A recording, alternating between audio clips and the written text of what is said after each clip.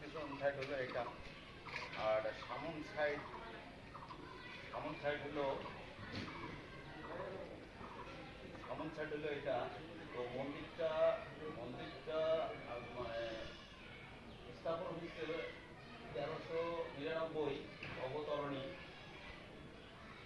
ওম মাতা। এখানে মনে করেন আমাদের মাতার মন্দির, এখানে মনে করেন পাঠাও বলি হয়। এটা হলো আমাদের সেই পুরানা ব্রিটিশের আগের মন্দির, রাজা বাচ্চাদের। তো এখানে বহুত কিছু ধর্মীয় অনুষ্ঠান হয়, প্লাস মনে করেন আরও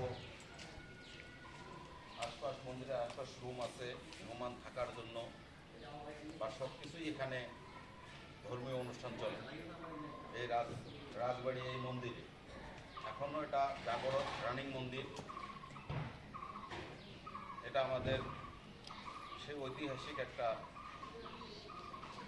মাতা মন্দির, অবনতরণী মাতা।